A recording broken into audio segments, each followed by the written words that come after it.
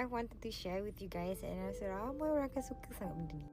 So, ada dengan satu ceramah ni tau, pasal Allah SWT ni sangatlah sayang dekat hamba dia. Sangat-sangat sayang kat kita. Kita buat dosa pun Allah sentiasa mengampunkan kita kan. Dan selalunya kalau orang nak start berubah, orang akan cakap kena sabar tau, akan ada banyak ujian lepas ni. Dan memang betul, bila orang dah start istiqamah, orang nak start berubah, akan ada banyak sangat problem datang, banyak sangat ujian datang. Macam kawan I kan, dia bercinta dengan lelaki tau. So bila dia nak stop bercinta dengan lelaki kan, tiba-tiba banyak pula lelaki nak datang kat dia. Dia cakap, betul tak, sebelum ni aku nak sangat-sangat boyfriend, susah gila dapat. Tapi bila aku ni dah betul-betul nak istiqamah, aku nak jadi girlfriend apa semua tu, aku nak balik kepada fitrah aku, lah beratur-ratur semua nak jadi boyfriend aku pula sekarang. Senang je macam gini, pak dapat boyfriend. Macam gitu. Tu ujian lah. Allah tengok kau betul ke tak ni, kau betul ke tak, kau betul ke nak berubah ni. Ada satu ayat kan, janganlah kita jangan manusia ni berani-berani cakap yang aku beriman sedangkan aku tidak diuji. Inilah ujian dia bila nak berubah, betul tak? Okay, so I selalu fikir tau, macam adakah I ni pakai tudung senang sebab pakai dulu dari kecil kan. So bila I pakai tudung senang, adakah markah I ni satu? Adakah pahala I satu? Bila you struggle pakai tudung, you puluh apa semua stress ni, adakah pahala you 10? Kau pula dah kira-kira pahala.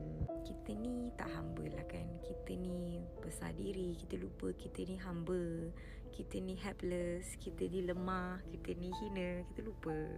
Dah nak kira-kira pahala pula, betul tak? Tapi sebenarnya ni yang best. Okay, bila Allah ni datangkan kita sakit, betul tak? Sakit apa semua, orang suka cakap sakit penghapus dosa. Betul, sakit memang penghapus dosa. Ujian semua penghapus dosa. Kenapa? Kita ni banyak dosa, kita hari-hari buat dosa, betul tak? So bila Allah datangkan ujian ni semua, nak padamlah dosa tu, nak padamlah dosa kita. So bila kita pakai tudung ni, rasa stres apa semua ni kan, sebab kita banyak dosa, hati kita nak terima benda-benda. Bila kita nak go back to Him, memang susah. Kita ada setan lagi.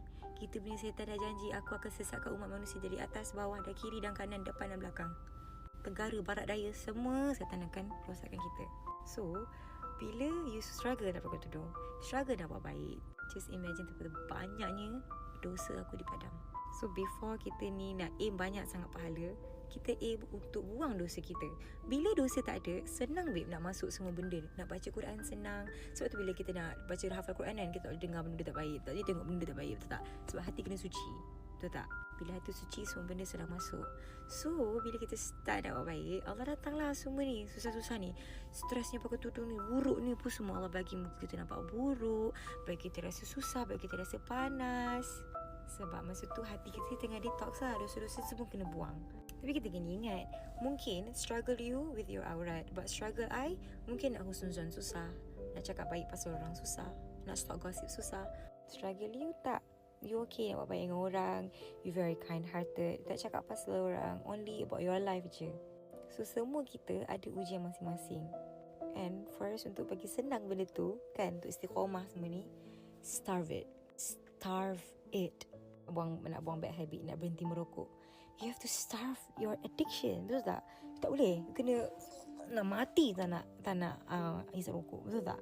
Sama juga, you punya perasaan yang cantik-cantik, pakai seksi-seksi tu, starve it. And imagine betapa banyaknya dosa yang dipadam. Kan kita selalu fokus sangat, kita nak macam tambah-tambah pahala, kita lupa kita dosa berlambak-lambak.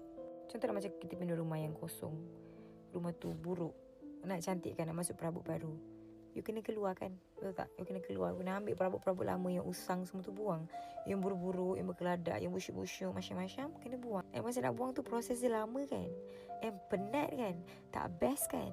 Tapi masa nak masukkan balik barang, penat. Tapi penat dia lain, penat dia seronok. You very excited nak masukkan benda baru dekat dalam rumah you, new cupboard, a new wardrobe, level amazing. Penat juga, tapi lain penat dia. Sama lah. So every time kita rasa stres ni, ya Allah nak istiqamah ni, ingat, dunia ni memang tempat untuk susah, untuk stres. Ni bukan syurga, sebenarnya kena stres. So every time you rasa susahnya, beratnya istiqamah ni, you kena ingat yang pencipta kita, yang buat you adalah Asy-Syakur. Asy-Syakur adalah maha membalas budi. Asy-Syakur adalah maha menghargai. Allah sangat hargai kita punya penat ni, punya susah ni, semua Allah hargai. So the moment you feel very tired, you feel very stressed with your journey, just remember that Allah is clearing my heart. Lagi baik niat kita, lagi banyak ujian kita. Sebab in order for us untuk masukkan benda yang baik tu, kita kena buang benda yang buruk. Kalau tak benda yang baik, nak letak kat mana? Hati dah banyak sangat dah ni benda buruk ni. Banyak dah dosa buat ni bertahun-tahun ni. So, berlapang dada dan terima semua ujian ni. Terima semua benda-benda tak selesa ni, supaya boleh masuk perabot baru. Boleh prepare lah kita punya hujah-hujah depan Allah nanti. Aku susah buat benda ni, aku susah buat benda tu. Allah nampak, Allah tahu. So kita sama-sama istiqamah lagi. Sebab istiqamah ni sampai mati pun, start lambat makin susah lah. So dosa makin banyak. So start cepat sikit, supaya nanti bila dah tua-tua sikit nanti, dosa dah tak banyak. So senang semua benda lain nak masuk.